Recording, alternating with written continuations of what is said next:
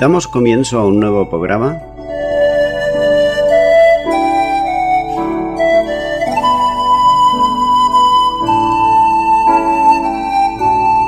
Servidores de Dios. Quien te habla es Manuel Cornejo.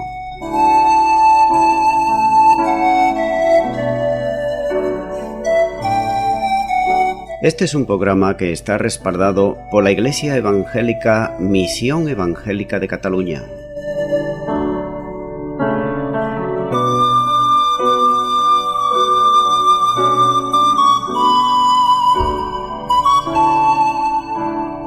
Estamos situados en la ciudad de Sabadell, en la avenida Matadepera número 239.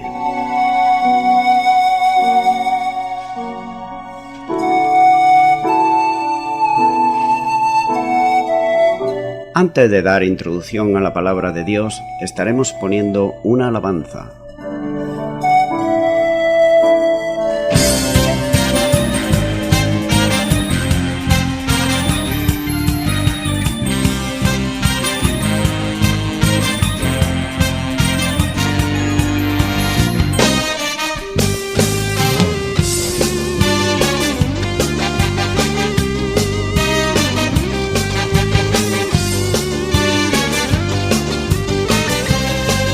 Que tú eres mi fortaleza y mi cántico, Señor, esperanza de mi vida, me fuiste tu salvación.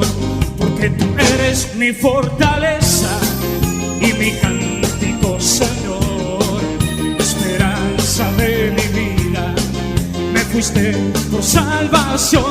No moriré, sino que viviré y contaré las obras del Señor. Moriré, sino que viviré y contaré las obras del Señor. Moriré, sino que viviré y contaré las obras del Señor. Moriré, sino que viviré y contaré las obras del Señor.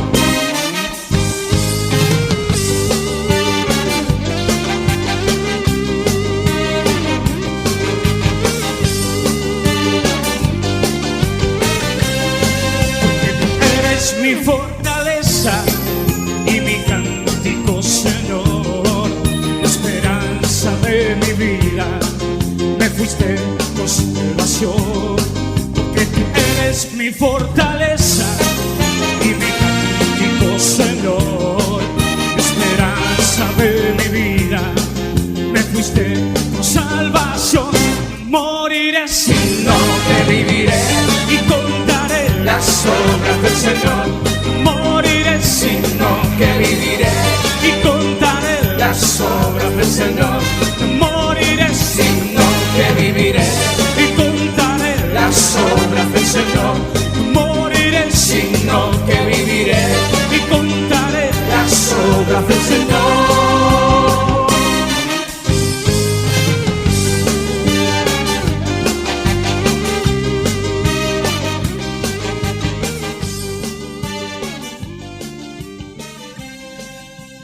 Bienvenido al programa Servidores de Dios. En este día estaré compartiendo la palabra de Dios y será en Hebreos capítulo 2 y versículo 10 donde dice la palabra de Dios.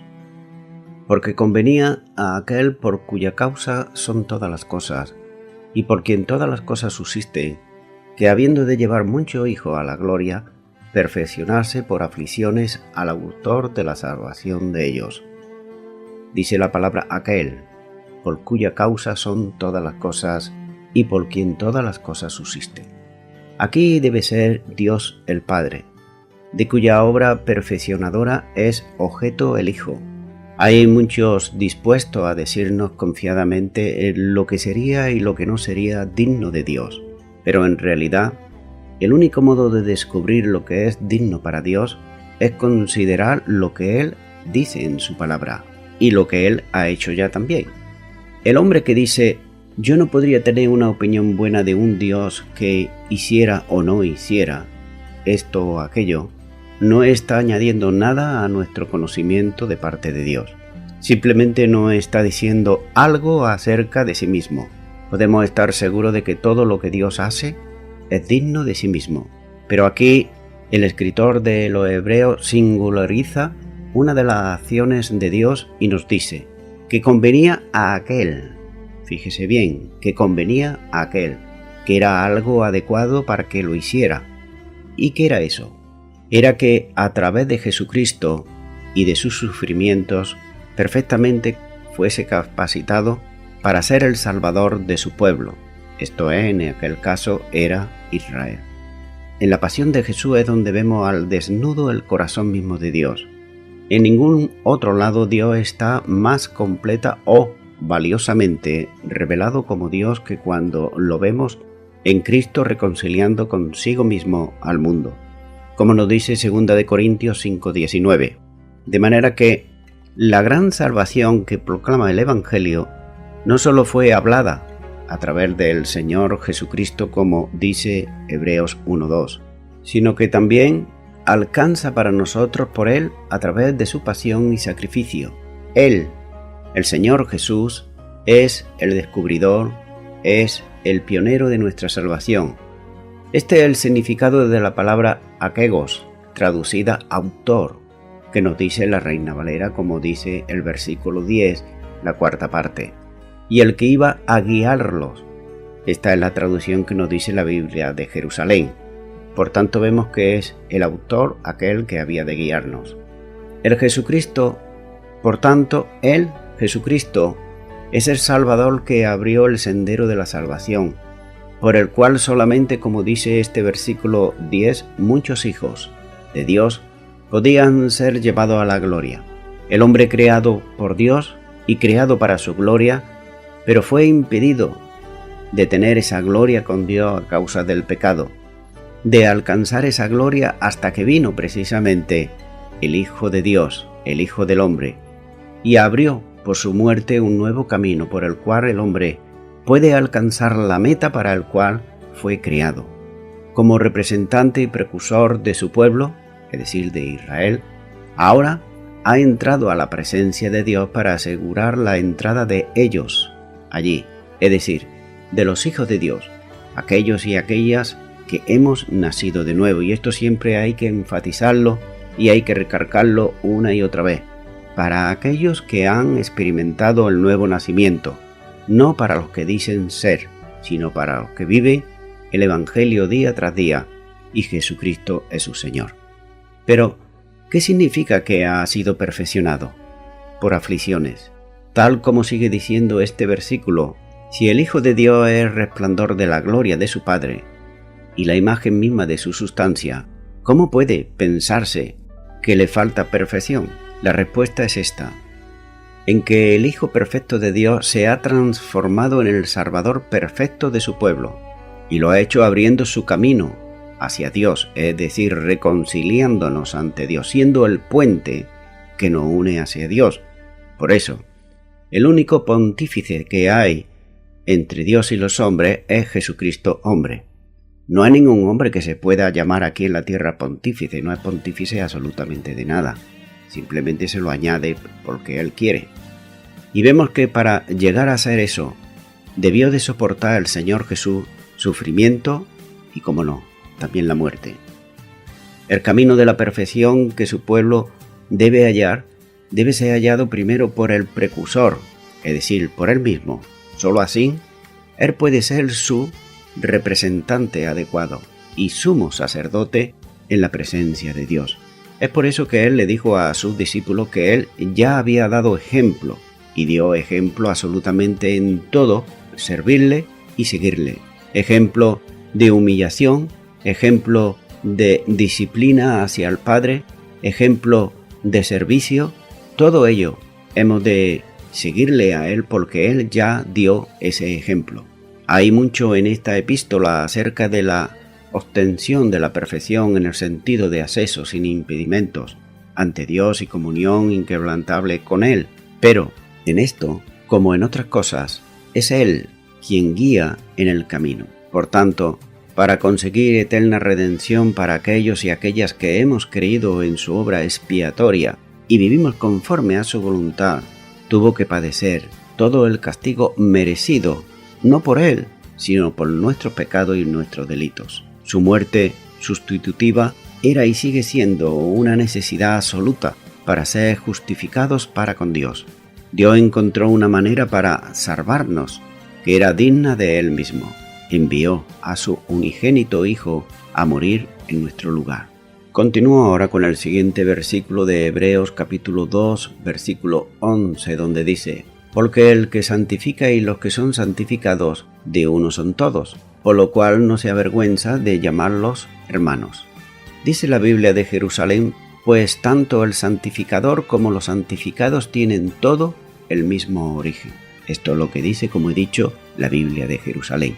Esta es una verdad general, y en esta instancia suprema está ejemplificada por el hecho de que aquel que consagra o santifica es el Hijo de Dios, y los que son santificados son los hijos de Dios, de manera que no hay ningún hombre que pueda decir o proclamar a otro hombre que haya muerto que él lo va a santificar y él lo va a proclamar santo. No, esto es una aberración, esto es una herejía, esto no es bíblico, porque el que santifica es el Hijo de Dios. Pero, ¿quién son los hijos y las hijas de Dios? Somos aquellos que hemos creído a Dios. Fíjate bien que he dicho que hemos creído a Dios, no aquellos que dicen: no, yo ya creo en Dios. Una cosa es creer en Dios como que existe, pero otra cosa muy distinta es creer en Dios. Porque cuando se cree en Dios, se cree en su palabra y se es obediente a aquello que Él dice, porque precisamente se cree a Dios. Y hemos experimentado también el nuevo nacimiento, vuelvo a repetirlo, y no me cansaré de hacerlo. El religioso y la religiosa dice ser hijo o hija de Dios, pero sin embargo no cree a Dios, ya que no hace su voluntad, que está en su palabra, y luego por tanto tampoco experimenta el nuevo nacimiento, y en la mayoría de ellos ni saben siquiera lo que significa eso del nuevo nacimiento. Le suenan como algo extraño, como algo, una doctrina de una herejía por ahí que ha salido, cuando en la palabra de Dios es bíblico, y muchas veces los religiosos, lo que ellos practican, esto sí que es herejía. Por tanto, es por el sacrificio de sí mismo, en obediencia a la voluntad de Dios, que somos santificados, como aparece más completamente luego en la epístola en Hebreos 10:10, que dice: santificado mediante la ofrenda del cuerpo de Jesucristo, hecha una vez para siempre. Esto también hemos de tenerlo en cuenta, que el Señor Jesucristo ya hizo esa ofrenda de sacrificio de muerte, y por tanto los hombres no somos nadie para volver a repetir ese sacrificio espiritual, aunque se diga, y me estoy refiriendo a la palabra misa, esa palabra misa que tanto y tanto se lleva de un lado para otro, y que se cree y se ve como muy honorable. Pues bien, esa palabra misa significa sacrificio, un sacrificio espiritual que se vuelve a hacer una, otra y miles y millones de veces alrededor de toda la tierra. Pero sin embargo, la palabra de Dios vimos que ya el Señor Jesucristo hizo un sacrificio y que es suficiente y es para siempre. Por tanto, esto quiere decir que la palabra misa, lo que hace el hombre, no sirve absolutamente para nada delante de Dios, ya que no es bíblico. Por tanto, por su muerte estamos nosotros consagrados a Dios para su adoración, para su servicio y apartados para Dios como un pueblo santo y destinado a entrar en su gloria.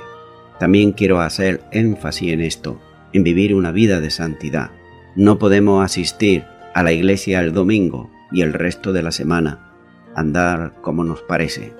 Dios nos ha llamado a ser aparte de vivir una vida de como la está viviendo el mundo o como la vivíamos antes, una vida de engaño, una vida de adulterio, una vida de traición, una vida que hace aquello que le agrada a la carne, sino que hemos de vivir una vida conforme al Espíritu. Y si vivimos conforme al Espíritu, entonces por el Espíritu podremos llamarle a Jesucristo Señor. Y podremos decir dentro de nosotros, de lo más interior, a Dios, Abba, Padre, es decir, Papá. Porque el que santifica, porque la santificación es el comienzo de la gloria, y la gloria es la santificación completa. Y debido a que aquellos que estamos santificados, es decir, apartados para Dios, a través de su muerte, son hijos de Dios e hijas de Dios. El Hijo de Dios no se avergüenza de reconocerlos como sus hermanos, no solo como aquellos cuya naturaleza Él cargó sobre sí, es decir, la naturaleza pecaminosa que Él llevó por nuestro delito y pecado en la cruz del Calvario, sino cuya prueba Él soportó y sigue soportando en el día de hoy, por cuyos pecados hizo sacrificio, para que pudiera seguirlo a la gloria en el camino de la salvación que Él mismo abrió. Y cuando dice el camino mismo que Él abrió, la misma palabra de Dios nos muestra que cuando Él expiró en el monte del Calvario, dice la palabra de Dios que el velo del templo se rasgó de arriba hacia abajo. Esto significa que Él abrió ahí un nuevo camino.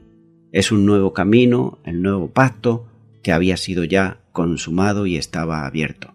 Qué privilegio es este de ser llamados hermanos del Hijo de Dios. El que está sentado a la diestra de la majestad de los cielos, condesciende a acercarse al hombre pecador y a llamarlo, sin vergüenza alguna, hermano. Continúo ahora con el versículo 12, donde dice: diciendo, anunciaré a mis hermanos tu nombre, en medio de la congregación te alabaré. Y otra vez, yo confiaré en él, y de nuevo, he aquí, yo y los hijos que Dios me dio. Aquí se introduce 3 citas del Antiguo Testamento, en la que demuestra su solidaridad con su pueblo. La primera cita la hallamos en el Salmo 22 y versículo 22, donde dice: anunciaré tu nombre a mis hermanos, en medio de la congregación te alabaré. Este salmo ha sido siempre considerado como mesiánico, ya que describe al siervo sufriente y describe proféticamente la experiencia de la cruz del Señor Jesús. Y hallamos, por ejemplo, que el Salmo 22, como he dicho, significa y muestra al siervo sufriente. El Salmo 23 vemos al siervo que es pastor, y el Salmo 24 vemos al siervo que es triunfante, que es victorioso. Este salmo, ese salmo cuyas palabras iniciales Jesús dijo con expresión de su propia experiencia del desamparo en la cruz, en Mateo 27:46, donde dijo: Dios mío, ¿por qué me has desamparado? Prácticamente la totalidad del lamento que forma la primera parte del salmo se utiliza en la Iglesia desde los primeros tiempos como un testimonio de la crucifixión de Cristo. No solo lo cita expresamente, sino que su lenguaje ha sido trabajado en la misma trama de las narraciones neotestamentarias acerca de la pasión, especialmente en los evangelios primero y el evangelio cuarto. Por ejemplo, la repartición de la ropa de nuestro Señor Jesús entre los soldados parece haber sido reconocida desde el principio como un cumplimiento del Salmo 22, versículo 18, que se encuentra en Marcos 15:24, y también en Juan, capítulo 19, versículo 24, este sí que lo voy a leer, dice así: Entonces dijeron entre sí: No lo partamos, sino echemos suerte sobre ella, a ver de quién será. Esto fue para que se cumpliera las Escrituras, que dice: Repartieron entre sí vestidos, y sobre mi ropa echaron suerte, y así lo hicieron los soldados. Este pasaje se cita explícitamente como un testimonio de incidente. Es por lo tanto lo más natural que cuando el lamento del salmista da lugar al agradecimiento público que forma la segunda parte del salmo, el mismo locutor, es decir, que está hablando, debía ser reconocido y él entonces crucificado y ahora exaltado. De alguna manera Cristo debe de oírse diciendo: Anunciaré a mis hermanos tu nombre, en medio de la congregación te alabaré. Siguiendo la narración de la Biblia, la Septuaginta, el escritor utiliza la palabra eclesia para llamarla congregación. En el hebreo del Salmo 22 dice Gaá. El uso de esta palabra es paralelismo sinónimo con hermanos. En un contexto cristiano indica que aquellos a quienes el Hijo de Dios se agrada de llamar sus hermanos son los miembros precisamente de la Iglesia, pero no de cualquier iglesia, porque iglesias pueden haber muchas y de distintas maneras, sino iglesia de aquellos, y vuelvo a repetirlo otra vez, que han experimentado el nuevo nacimiento, viven en santidad y en obediencia a la palabra de Dios. Esta es la iglesia de Jesucristo. Y esa iglesia es una iglesia que puede ser local, en cualquier ciudad, en cualquier pueblo, como también lo forma la iglesia universal. Pero el Salmo 22 no agota el cumplimiento profético, sino que se extiende a la gran congregación universal de todos los que, siendo hijos de Dios adoptados en Él, estamos siendo conducidos, y lo estamos siendo día tras día, a la gloria. ¿Por qué? Porque Él dijo en Juan 14 que Él es el camino, la verdad y la vida. Él es el camino que nos lleva al Padre. No hay otro camino, no hay otro conductor que pueda llevarnos a la gloria de Dios, sino es Jesucristo que abrió ese camino y Él es el camino. Ya que el mismo Salmo vemos aquí que deslumbra esa gloriosa congregación al final de los tiempos, cuando dice el salmista en el Salmo 22, 27 y 28, se acordarán y se volverán a Jehová de todos los confines de la tierra. El reino de Dios en el futuro milenial y en el eterno reino de Dios como Rey determinado será por Él. El versículo 28 dice, porque de Jehová es el reino, y Él regirá las naciones. De Dios viene el reino y el Señor dominará entre las gentes, de manera que con el argumento de que Cristo es mayor que los ángeles, como hombre, ejercerá el señorío que Dios determinó para el hombre sobre el mundo. En el Antiguo Testamento, Dios moraba en medio de su pueblo, tal como dice Éxodo 25:8 y Éxodo 29:46. Allí es a donde estaba Dios morando en medio del tabernáculo. Pero en este tiempo de la nueva dispensación, podemos tener comunión íntima con el Señor Jesucristo, que habita en nuestras vidas, en nuestros corazones, por el Espíritu Santo de Dios. Sigue diciendo Hebreos 2:13, y otra vez yo confiaré en Él, y de nuevo, he aquí, yo y los hijos que Dios me dio. Ahora la cita viene del Antiguo Testamento. Está en Isaías 8:17, donde dice, esperaré, pues, a Jehová, el cual escondió su rostro de la casa de Jacob, y en Él confiaré. Ahora bien, ¿cómo puede hacerse una aplicación de este texto en cuanto al Señor Jesucristo? Sin duda alguna, nadie sería capaz de interpretarlo humanamente, pero el Espíritu Santo de Dios lo hace a través del escritor de esta epístola a los hebreos, siendo palabra inspirada en ese el verdadero sentido que tenía el pensamiento de Dios en Isaías 18:17. En el Salmo, Dios esconde el rostro de su Hijo que sufre a pesar de ser perfectamente justo. En la profecía, es también el justo que sufre mientras confía en Dios. Isaías es tipo de Cristo, cuya confianza en el Padre es notoria en los Evangelios. Los mismos enemigos del Señor le recuerdan esa confianza cuando estaba en la cruz. Mateo 27:43 dice, confió en Dios, líbrele ahora si le quiere, porque ha dicho, soy hijo de Dios. Esto es lo que se estaban burlando. De manera que, desde la condición de hombre, el Señor Jesús había puesto su confianza y la puso en quien podía librarlo de la muerte. Hebreos 5 y versículo 7 dice, y Cristo en los días de su carne, ofreciendo ruego y súplicas con gran clamor y lágrimas, al que le podía librar de la muerte, fue oído a causa de su temor reverente. Y es precisamente esa confianza del Señor Jesucristo en el Padre Eterno que se verá honrada en su resurrección. La segunda cita que vemos aquí del Antiguo Testamento está en Isaías 8:18, donde dice, he aquí, yo y los hijos que me dio Jehová somos por señales y presagios en Israel, de parte de Jehová de los ejércitos que mora en el monte de Sión. Uno puede preguntarse entonces, ¿por qué las dos citas están separadas?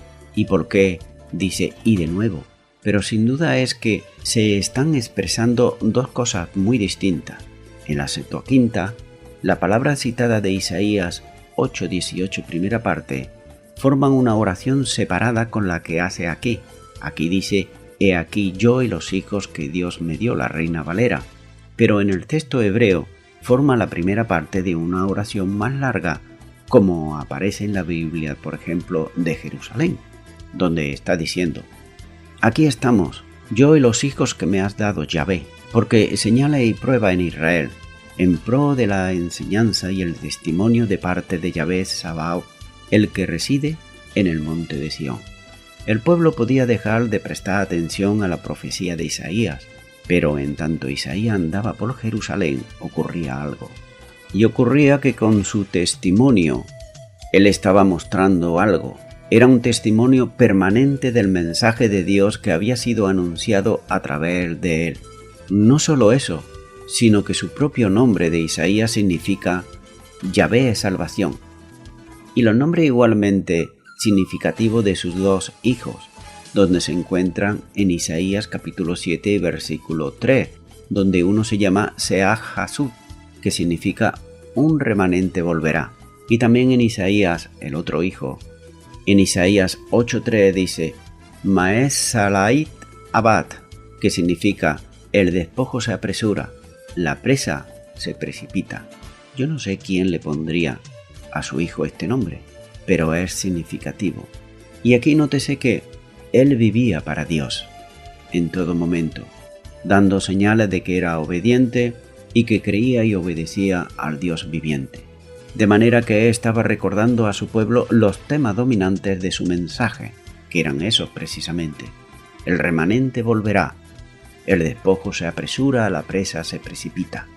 Por cierto, los nombres de sus hijos eran la expresión de su propia esperanza obediente a Dios. Su confianza en lo que Dios había dicho seguramente iba a pasar, y pasó. Las palabras de Isaías acerca de sus hijos pueden ser entendidas entonces en un sentido derivado como el de las palabras de Cristo acerca de su pueblo. Una vez más, se afirma su solidaridad con ellos, ahora no por medio del término hermanos, como en los versículos 11 y 12, sino por medio del término hijos. La descripción de los cristianos como hijos de Cristo es peculiar en esta epístola entre los escritos del Nuevo Testamento.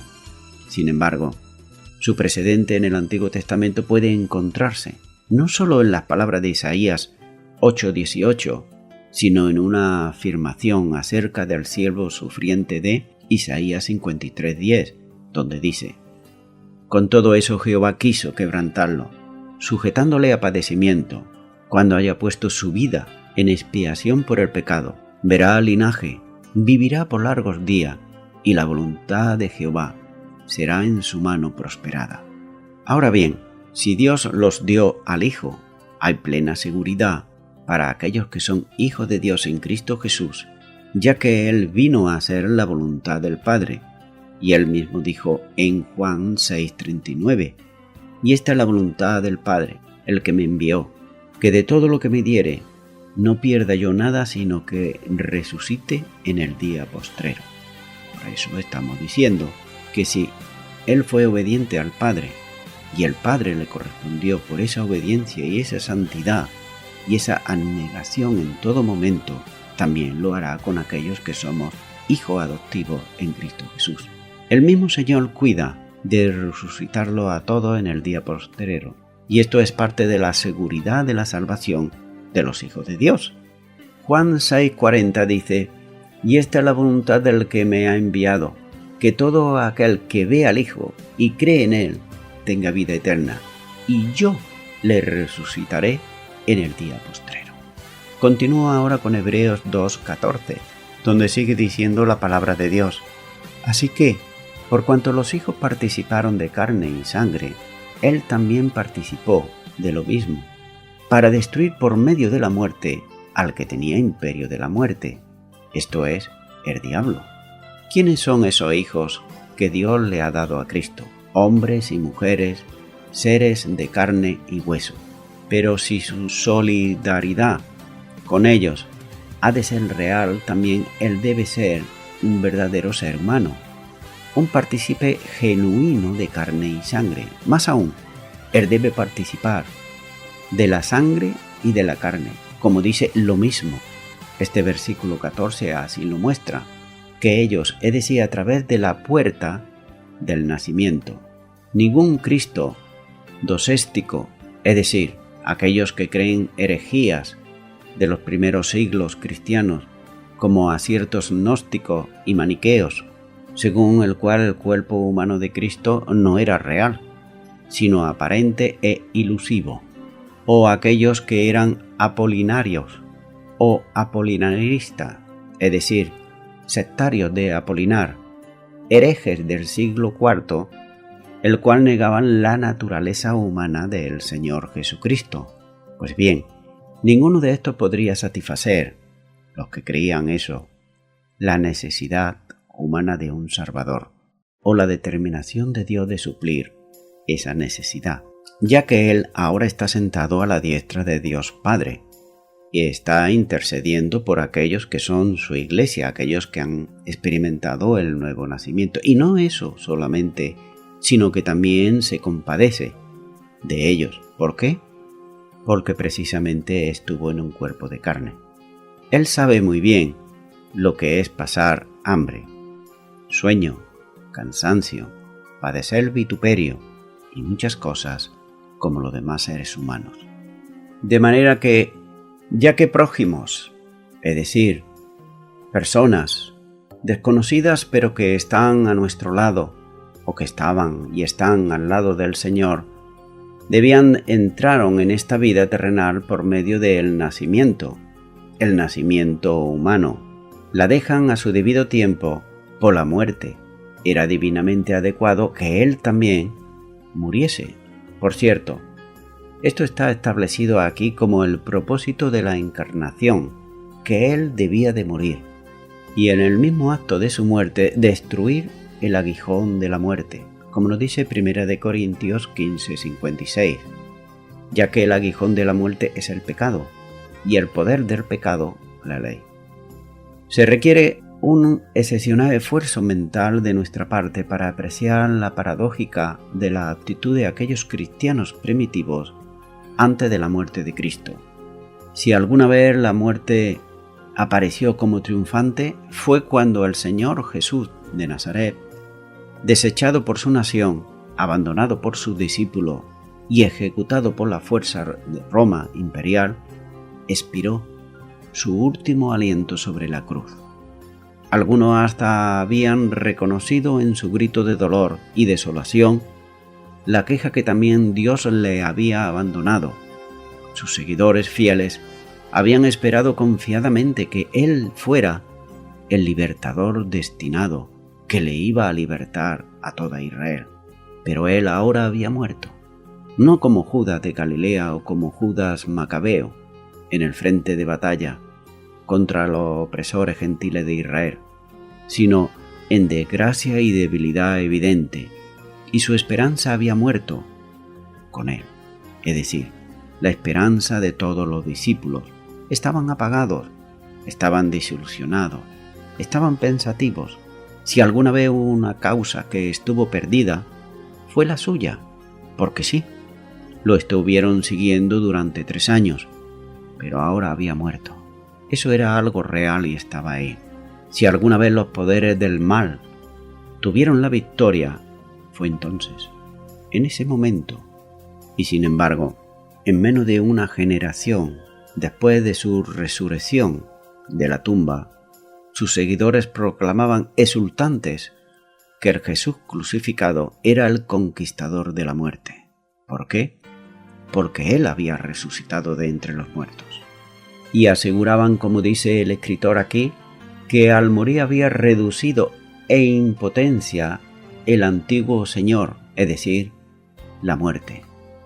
Las llaves de la muerte y del Hades estaban firmemente sostenidas en las manos poderosas del Señor Jesús, porque Él, en el lenguaje de su propia parábola, había invadido la fortaleza del hombre fuerte, lo había desarmado, lo había inmovilizado y le había robado su botín. Apocalipsis 1:18 dice: «Y el que vivo y estuvo muerto, mas he aquí que vivo por los siglos de los siglos. Amén. Y tengo las llaves de la muerte y del Hades». Este es el testimonio unánime de los escritores del Nuevo Testamento. Era seguridad que permitía a los mártires enfrentar la muerte atrevidamente. Y lo hacían en los circos en Roma, y también lo hacían cuando eran quemados en la hoguera por la Inquisición. Este cambio súbito de la desilusión al triunfo solo puede explicarse por el texto de los apóstoles que dieron, que su maestro se levantó de la muerte y les impartió el poder de su vida resucitada.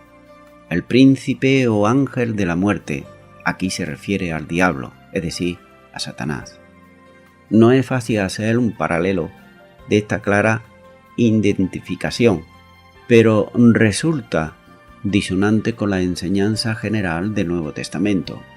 Primera de Juan 3:8 dice: el que practica el pecado es del diablo, porque el diablo peca desde el principio. Para esto apareció el Hijo de Dios, para deshacer las obras del diablo. Y mientras que el pecado es la obra especial más prominente del diablo, en este contexto, la asociación entre el pecado y la muerte está suficientemente cercana como para la destrucción de la muerte. Está incluida en el propósito de la aparición del Hijo de Dios. Primera de Corintios 15:26 dice: y el postrer enemigo que será destruido es la muerte. Y el Salmo 110:1 dice: Jehová dijo a mi Señor, siéntate a mi diestra, hasta que ponga a tu enemigo por estrado de tus pies. El escritor, con toda probabilidad, pertenecía al círculo desde el cual había salido con fecha anterior el libro de la sabiduría, y compartía sobre este tema los sentimientos que encuentran su expresión allí, que no fue Dios quien hizo la muerte, ni se recrea en la destrucción de los seres vivientes. Él todo lo creó para que subsistiera. Por ejemplo, el libro de la sabiduría que se encuentra en la Biblia de Jerusalén, capítulo 2, versículo 23 y 24, dice: porque Dios creó al hombre para la incorruptibilidad, le hizo imagen de su misma naturaleza, mas por envidia del diablo entró la muerte en el mundo, y la experimentan los que le pertenecen. Esto es lo que nos dice la Biblia de Jerusalén en el libro de Sabiduría, capítulo 2, versículo 23-24. Estas citas no llegan a ser una afirmación de que el diablo tenía el imperio de la muerte, pero se acercan mucho a ella, ya que solo Jesús rompió esa atadura del diablo sobre su pueblo, cuando la muerte llegó a ser la muerte de la muerte. Voy concluyendo ya con esto. Primera de Corintios 15:14 dice: y si Cristo no resucitó, vana es entonces nuestra predicación, vana es también nuestra fe. En griego la palabra vana aquí significa vacía, irreal. También significa sin provecho, frustrada. Imagínate, si no hubiera resucitado el Señor Jesús, nuestra fe sería en este caso vacía, sin contenido alguno, irreal, algo ilusorio, y provecho ninguno, y estaríamos todos frustrados.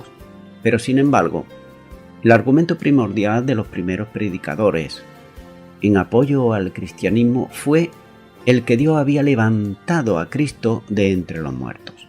Te daré algunos versículos que se encuentran en el libro de Hechos, como es, por ejemplo, vamos a empezar con Hechos 1:22, donde dice: comenzando desde el bautismo de Juan hasta el día en que de entre nosotros fue recibido arriba, uno se ha hecho testigo con nosotros de su resurrección. Nótese aquí, fue recibido arriba de su resurrección. Hechos 2:32 dice: a este Jesús resucitó Dios, de lo cual todos nosotros somos testigos. Jesús lo resucitó Dios.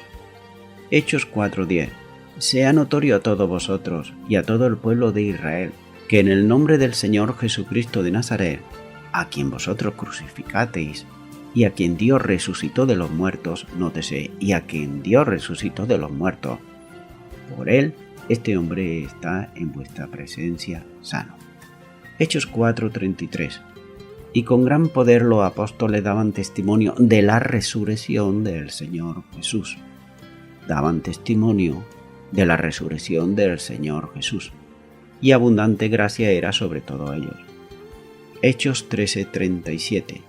Mas aquel a quien Dios levantó no vio corrupción. Nótese, mas aquel a quien Dios levantó. Y Romanos 1:4 dice que fue declarado Hijo de Dios con poder, según el Espíritu de Santidad, por la resurrección de entre los muertos. Nótese, por la resurrección de entre los muertos. Pienso que hay suficiente testimonio de los apóstoles de que el Señor Jesucristo resucitó de entre los muertos. Pienso que hay suficiente testimonio aquí para ver que ellos que estaban decaídos, sin ningún proyecto porque el Señor había muerto, pero la misma palabra de Dios nos enseña que al tercer día Él resucitó de entre los muertos. Mi amigo, mi amiga, hay religiones que enseñan y creen que el Señor Jesús es un niño, y todavía lo adoran y están como si fuese un niño, cuando estaba en el pesebre. Sí, muchos lo tienen en casa así. Otros, sin embargo, lo tienen como crucificado y lo llevan en un crucifijo, incluso colgado al cuello. Están allí. Se pueden llenar de razones diciendo que es un simbolismo, un recuerdo de cómo era el Señor Jesús. Pero en realidad el Señor Jesús no es así ahora, ya que Él resucitó y vive, y como nos muestra la palabra de Dios, dice que está a la diestra de Dios Padre. Por tanto, eso es un recordatorio nada más, y no sirve para nada. Puedes imaginarte, por ejemplo, que una persona te esté recordando a ti que eres ya quizá una persona adulta, seas hombre o sea mujer, que te esté recordando como un niño o una niña que está siempre entre pañales, o que te esté recordando cuando tuviste un accidente. Otras religiones creen y enseñan pensamientos y filosofía humanas de hombres que vivieron y que quizás fueron buenas, fueron pensamientos nobles y buenos, pero esos hombres vivieron y murieron. Y los que creen en ello hasta van a visitar sus tumbas, a lo mejor una vez al año, una vez en su vida. Pero ¿sabes una cosa? En sus tumbas está allí su recuerdo y sus restos, porque eran simplemente hombres. Sin embargo, la tumba del Señor Jesús está vacía, ya que Él fue quien dijo ser el Hijo de Dios, el Salvador del mundo. Por tanto, mi amigo y mi amiga, de nada te servirá tener una religión muerta, por muy respetuosa, por muy justificada que sea entre los hombres. No te servirá absolutamente de nada, por muchos miles o millones de seguidores que tenga. ¿Sabes una cosa? Te aconsejo que más te vale tener un Jesucristo resucitado en tu vida y en tu corazón, y no en un pesebre, y no en un crucifijo, sino que lo tengas en tu corazón. ¿Y cómo puedes tenerlo en tu corazón? ¿Y cómo puedes invitarle? Pues simplemente tienes que orar y pedirle que venga a tu corazón y que venga a tu vida. ¿Sabes? Solamente tú puedes abrir la puerta de tu corazón, y puedes hacerlo con un acto de oración, invitándole a que Él venga y pueda experimentar el nuevo nacimiento, para ser llamado hijo, hija de Dios en Cristo Jesús. Si es así que tú quieres, pues yo te animo ahora, ahí a donde tú estás, que puedas orar conmigo en este momento, y repite esta oración. Señor Jesús, te pido perdón por todos mis pecados. Me arrepiento de todos ellos. Hasta ahora he creído en una religión. En el día de hoy quiero rendir mi vida a ti. Te abro mi corazón y te recibo como Señor y Salvador. A ti entrego todo mi ser, cuerpo, alma y espíritu. Y te doy gracias, Señor Jesús, porque tú moriste por mis delitos y pecados. Gracias en el nombre de Jesús. Amén. Bien, amigo y amiga, si tú has hecho esta oración de todo corazón, tú puedes orar a Dios en el nombre del Señor Jesús. ¿Sabes? Dios será real en tu vida, porque Él vive. Él no está muerto. Él vive y Él reina. Y Él quiere ser también el Señor de tu vida. Quiere ser ese camino que te lleve al cielo. Pero para ello tú has de conocerle. ¿Y cómo has de conocerle cada día? Pues leyendo su bendita palabra. Y puedes hacerlo comenzando por los evangelios.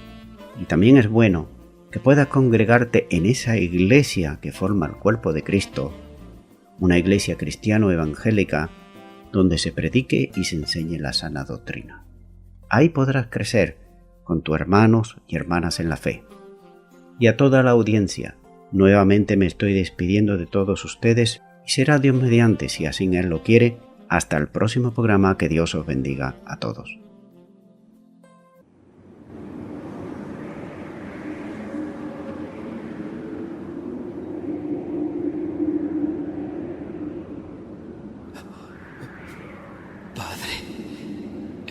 En tus manos encomiendo mi espíritu.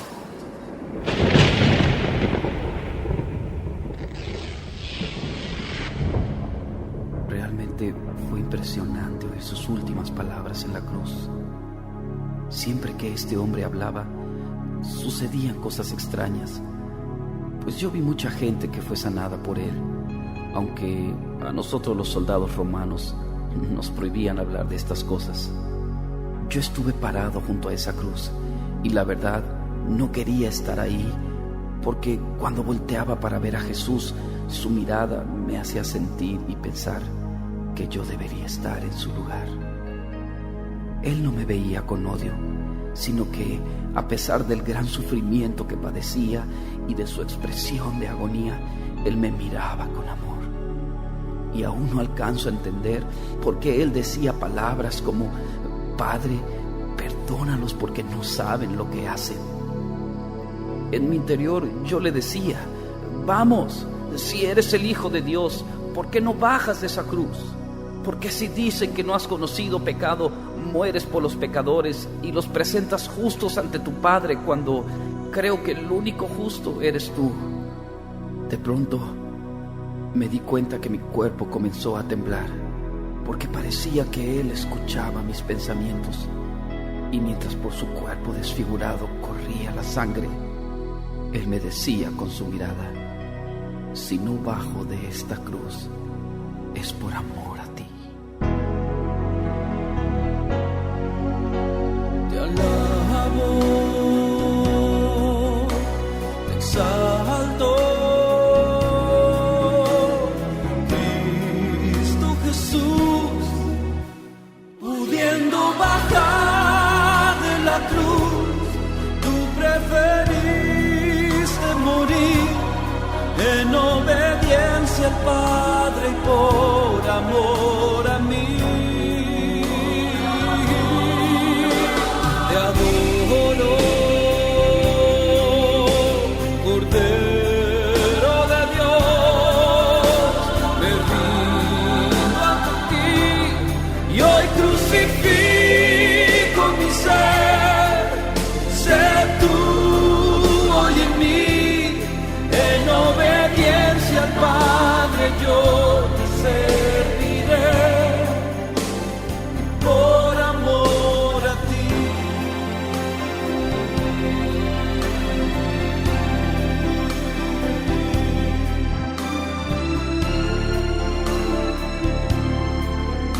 Yo no sabía qué hacer.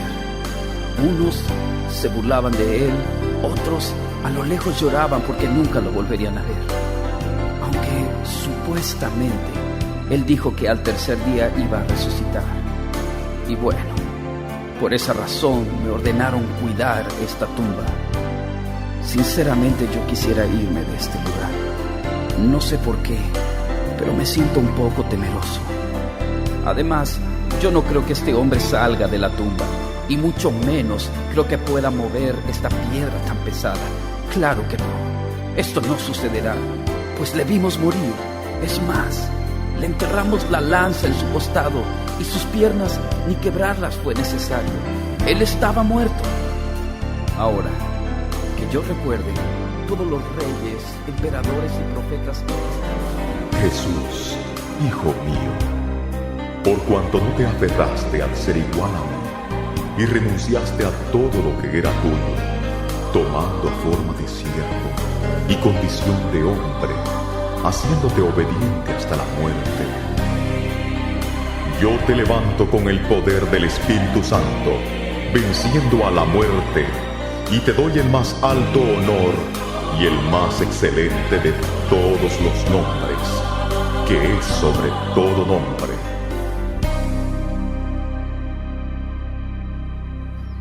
Bueno, pues ya está amaneciendo, y como era de suponerse, aquí no sucedió nada. Sin duda que este hombre era un profeta más. Pero, ¿qué está pasando? No puede ser. La piedra se está moviendo. Oh, no. No lo puedo creer. Jesús ha resucitado. Él vive.